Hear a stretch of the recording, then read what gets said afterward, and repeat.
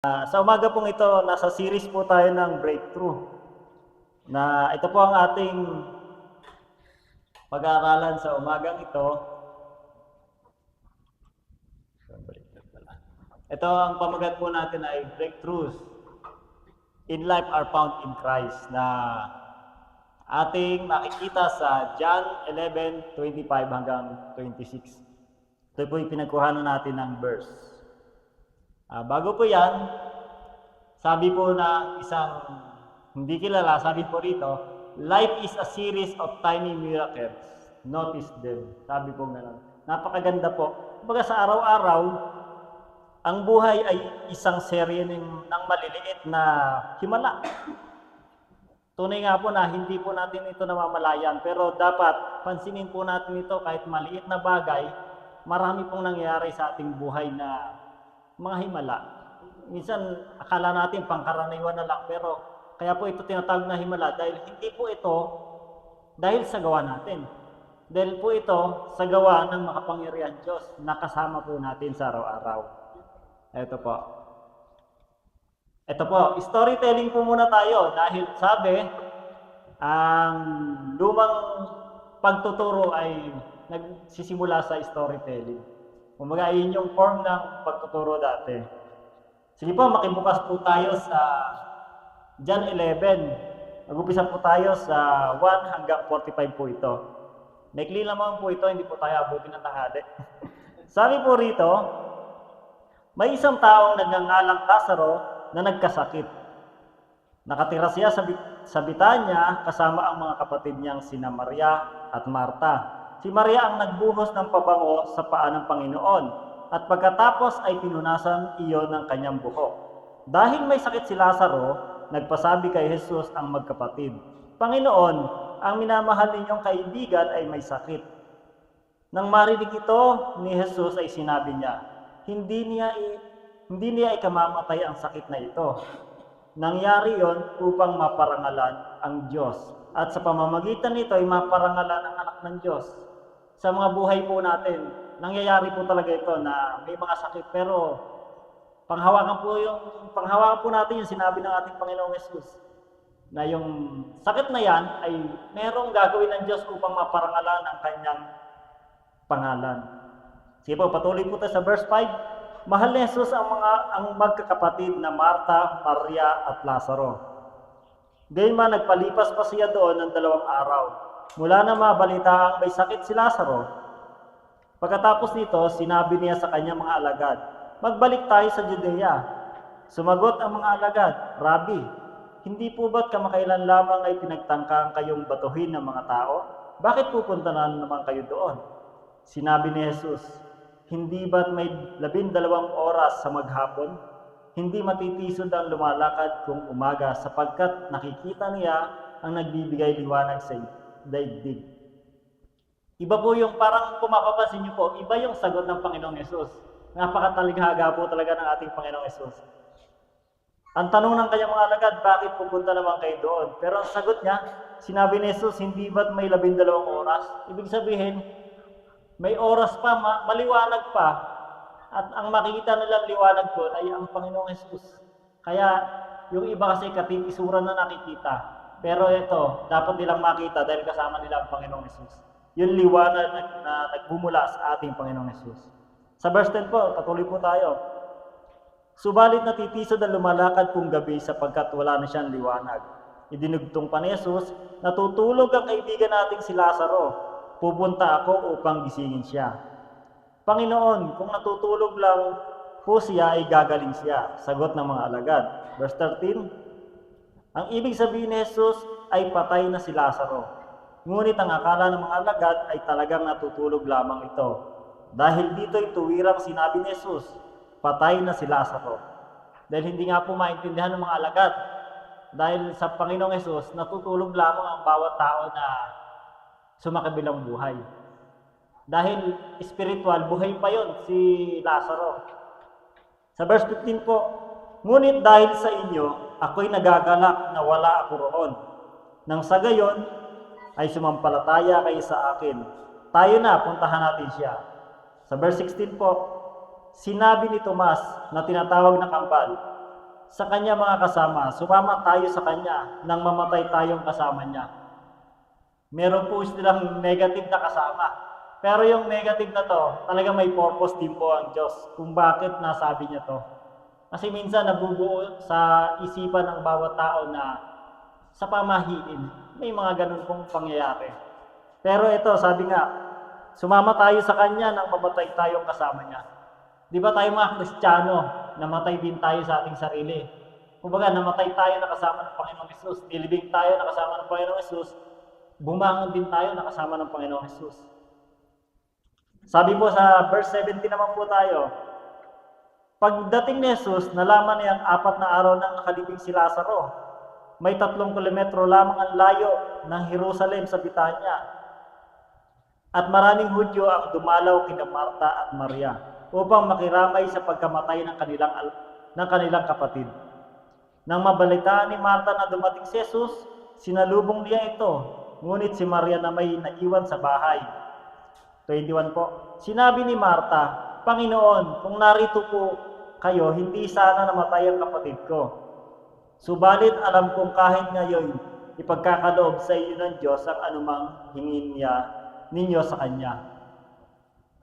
Yun po yung pagkakasabi ni Marta, sabi ron, kung narito lamang kayo, hindi sana namatay yung kapatid ko. Pero sabi ng Panginoong Hesus, balikan po natin yung sa may verse 15 po nun, sabi, ako'y nagagalak na wala ako doon. Kasi nga po, meron po talagang gagawin ng Diyos, ang amang Diyos na kagilag-ginalas. Kaya, meron po kasing dapat na mangyari talaga, na kung nandun ang Panginoong Hesus, hindi talaga mamamatay yun. Pero, eto, nagpalipas po siya ng ilang araw. Dahil meron po talagang gagawin ng himala ang ating Panginoong Diyos. Sabi rito, subalit alam kong kahit ngayon ipagkakaloob sa inyo ng Diyos ang anumang hingin ninyo sa Kanya. May pananampalataya na po dito si Marta. Sa verse 23 po, muling mabubuhay ang iyong kapatid, sabi ni Jesus. Sumagot si Marta, alam ko pong siya ay mabubuhay muli sa huling araw. Sinabi sa kanya ni Jesus, ako ang muling pagkabuhay at ang buhay. Ang sino mang sumasampalataya sa akin, kahit mamatay, ay muling mabubuhay. Sino mang sumasampalataya sa akin ay hindi mamamatay kailanman. Naniniwala ka ba? Sinabi ko. Sa sinasabi ko. Parang tayo rin po tinatanong dito. Kumbaga sabi niya rito, ang sino mang sumasampalataya sa akin ay hindi mamamatay kailanman. Ito po yung panghawakan natin. Ang bawat isa po ba sa atin ay sumasampalataya sa ating Panginoong Hesus? Amen. Kaya po, panghawakan po natin yon. Hindi na mamamatay. Ang ating spiritual ay magiging kasama na ng ating Panginoon habang buhay. Hindi lang habang buhay, eternal life na po yun. Kahit nandito pa po tayo sa lupa. Verse 27 po tayo, patuloy. Sumagot siya, Opo Panginoon, naniniwala po akong kayo ang Kristo, ang anak ng Diyos na inaasahang darating sa sanlibutan. Verse 28 po. Pagkasabi nito, umuwi si Marta. Tinawag niya si Maria at binulangan. Narito na ang guro at ipinapatawag ka. Pagkarinig nito ay nagmadaling tumayo si Maria upang salubungin si Jesus. Wala pa si Jesus sa nayon. Naroon pa lamang siya sa lugar kung saan siya sinalubong ni Marta. Na makitang si Maria ay nagmamadaling tumayo at lumabas, sinundan siya ng mga Hudyong nakikiramay sa kanila. Akala nila ay pupunta siya sa libingan upang umiyak. Pagdating ni Maria sa kinaroroonan ni Jesus, nagpatirapa siya sa paanan nito at nagsabi, Panginoon, kung narito po lamang kayo, hindi sana namatay ang aking kapatid. Pangalawang beses na po na binanggit yun na kung sana nandito ka, hindi namatay ang aking kapatid. Pero talagang maging si Maria, Marta at saka yung mga Hudyo ay merong ipapakitang kagilagilalas ang ating Diyos.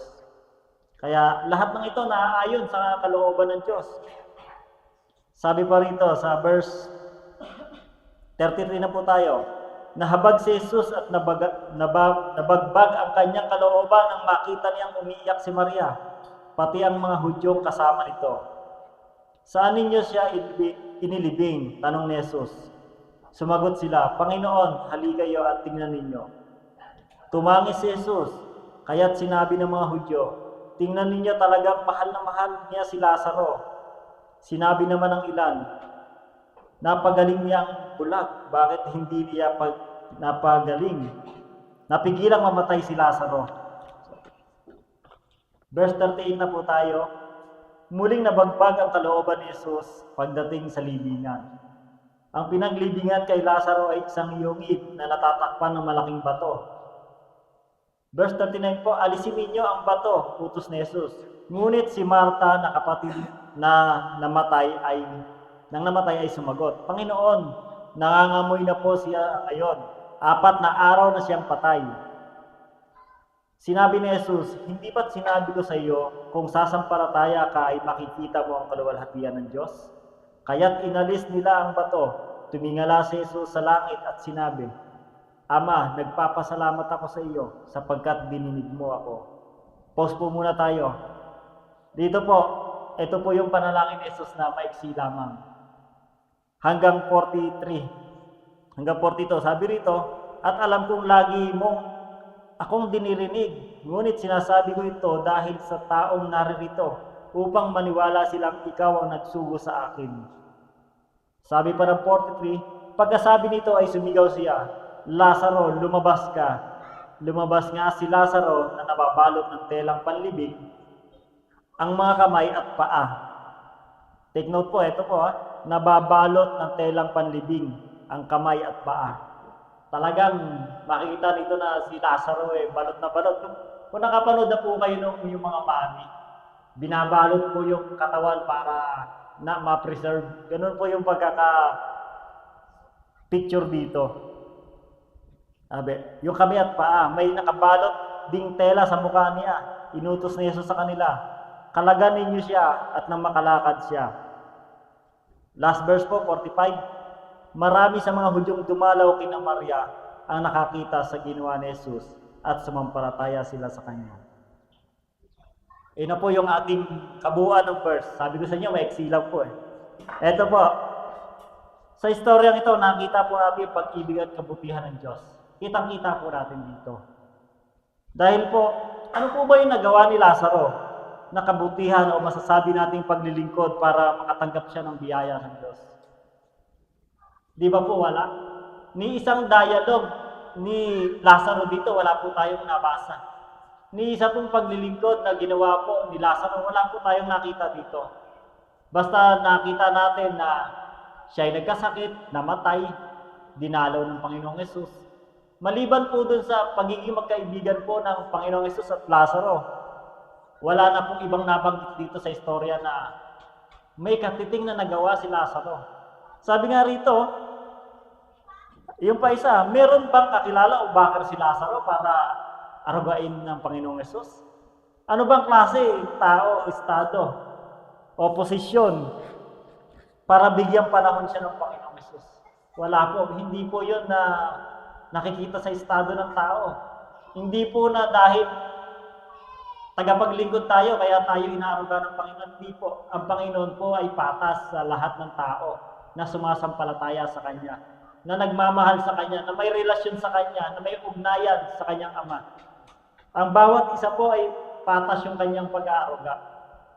Wala po tayong makikita na effort ni Lazaro doon Pero sa 3 kilometro na nilakad ng Panginoong Hesus, sinaga niya yun upang mapuntahan at upang mapakita sa ibang mga Hudyo, sa ibang mga tao, yung kapangyarihan ng Diyos at maniwala sila. Sabi pa rito,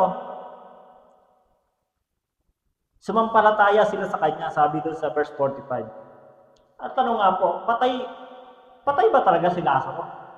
Sabi po ng Panginoong Hesus, oo naman, patay. Unang-una, nakatali yung muka, nababalutan ng tela. 4 na araw ka, nakabalot ng tela, patay ka talaga ron. Tapos, yung kamay at paa, nakabalot din yon. Nakasilid pa sa yungid na may malaking bato na hindi niya kayang alisin pag siya nasa loob. Patay po talaga si Lazaro. Pero ang tanong, nagamit po ba siya ng Panginoon? Amen naman po, nagamit po. Biro mo sabi sa verse 45, marami sa mga Hudyong dumalaw kina Maria ang nakakita sa ginawa ni Jesus at sumampalataya sila sa Kanya. Mga Hudyo po ito. Sa panahon po natin ngayon, napakaraming Hudyo na hindi pa po naniniwala sa Panginoong Hesus. Pero ito kung mapapansin niyo po, si Lazaro na walang ginawa, na hindi po siya makikitang kasama ni Jesus palagi, napatay pa po, ginamit ng Panginoon upang mapaniwala yung mga Hudyo. Napakalaking miracle po dito. Biruin mo, kung mapapansin po natin sa ating buhay, kumikilos po tayo, buhay po tayo, nakakapag-communicate po tayo sa ibang tao. Pero itong si Lazaro na patay, na walang magagawa talaga, ginamit pa ng Panginoong Hesus. Naging kagamit-gamit, hindi lang ginamit, naging kagamit-gamit. Dahil ito po yung mga Hudyo na talagang ang sinasabi nito noon malibang ang patay ay bumalik, tsaka lang sila maniniwala. Meron po kayong mababasan ganun sa passage ng Bible. Sabi, huwag tayong manatili sa ganung katatayuan na sinasabi lang. Bakit? Kumbaga, nakaranas tayo ng ganung pangyayari. Bakit? Ano nangyari? O bakit nangyayari sa akin to? Huwag po tayong manatili sa ganun. Dahil ang pagkilos po ng Diyos ay may malaking ginagawa po yan. Kahit hindi po natin nakikita, may malaki pong ginagawa siya sa atin. Sa mga problema, sa mga pangyayari. Bagkus hindi ba dapat sabihin natin, bakit hindi? Di ba? Kung puro bakit lang tayo, mananatili na lang doon yung katanungan Bakit nangyari? Bakit ganito? Pumunta po tayo rin sa bakit hindi. Sabi nga po rito, patay nga ba talaga si Lazaro? Yun yung mga ginamit ng Panginoon, patay siya pero naging kagamit-gamit. Sabi pa po rito, may quote po si Daniel H. Pink, pero black po ito Sabi, Daniel H. Pink. Sabi rito, asking why can lead to understanding. Asking why not can lead to breakthroughs. Sabi, kaya nga po, huwag tayong manatili sa why lang. Makakaunawa po tayo, pero pagdating sa why not, meron pong ililid tayo po niyan sa katagumpayan po. Sabi po rito sa ano ang why not mo? Ano ang why not natin? Malaki pong katanungan niya ng bawat isang Kristiyano. Ano ang why not mo? Bakit hindi? Si Lazaro na ginamit. Tapos ikaw, bakit hindi? Hindi ako marunong magganito, magganyan Bakit hindi? Si Lazaro, walang naging effort, walang naging kakayahan, pero nagamit ng Panginoon. Masasabi natin, nag-aaral pa ako Tsaka na yan, pero bakit hindi? Bakit hindi ba pagdating sa school, pwede kang magamit? Busy ako sa trabaho, bakit hindi? Yung iba nga, may trabaho po panggabi, pero nakakapag-share. Maraming kaparaanan ng Diyos kung talagang willing ang iyong puso na magpagamit. Kahit ano pa katatayuan mo sa buhay. Kahit hindi ka makatayo. Kahit ano pa yung sitwasyon mo sa buhay, gagamitin ka ng Panginoon. Sabi nito, bakit hindi, di ba? Ito, number 1 na why not natin. Why not learn from every experience? Yun po yung pinakaano natin. Marami tayong pangyayari o pinagdadaanan sa buhay na dapat natin pagkuhanan ng matututunan po natin. Example, yung mga breakdown natin. Bakit hindi natin ito pagkuhanan ng matututo po tayo rito at yung natutunan po natin, maisi-share po natin sa iba. Bakit hindi po natin ito gamitin? Kasi sa bawat pangyayari ng buhay, meron po yung kapupulutan ng aral. Hindi lang naman yan ginamit para masaktan ng tao. Ginamit po yan para may matuto. Salamin po ng buhay yan. Sabi po rito sa verse ng 29, sabi, ito po yung sa istorya nila Marta pa rin. Sabi rito, alisin ninyo ang bato, utos ni Jesus. Ngunit si Marta, na kapatid ng namatay, ay sumagot, Panginoon, nangangamoy na po siya ngayon, 4 na araw na siyang patay. Sinabi ni Jesus, hindi ba't sinabi ko sa iyo na kung sasampalataya ka ay makikita mo ang kaluwalhatian ng Diyos? Iyan po yung isang bakit hindi. Sumunod ka muna sa Panginoon. Bakit hindi ba niya kayang buhayin yung patay? Di ba? Sila Maria at Marta nakaranas po ng matinding kapighatian sa buhay dahil nga po namatay yung kanilang kapatid. Pero po dito po sila natutong manampalataya, kumapit sa Panginoon ng mas matindi dahil nakita po nila yung kaluwalhatian ng Diyos. Yan po yung kanilang pwedeng i-testimony habang sila nabubuhay sa lupa. At naniniwala po ako na na-testimony po talaga nila yan. Dahil kapatid na po nila mismo yung ginawa ng kababalaghan o himalang malaki ng Diyos. Sabi po rito sa Roma 15:4, ano bang nasa kasulatan noon pang una ay nakasulat sa ikatututo natin, upang sa pamamagitan ng pagtitiis at sa pagpapalakas ng loob mula sa kasulatan ay magkaroon tayo ng pag-asa. Yun po, yung mga sinaunang sinulat po, marami po tayong matututunan dyan. Isinulat po yan para sa ikatututo natin. Yung mga sinulat po noong unang panahon, pwede po tayo ron na magkaroon ng experience na matuto tayo. Yung himay-himayin po natin yung bawat salita doon. Kumbaga, hindi lamang po yun puro kautusan, hindi lamang po yun puro gawa. Dahil nandun po yung biyaya ng Diyos kahit na sa Old Testament pa po yun. Ano po pa matututunan natin doon?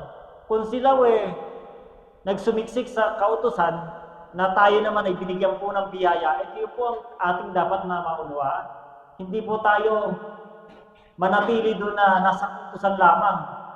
Dapat po ang ipinapakita po natin at ating naunawaan ay yung biyaya ng Diyos na ipinagkakatiwala sa atin sa araw-araw.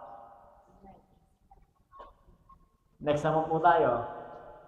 Ito, isa pang why not? Why not inspire yourself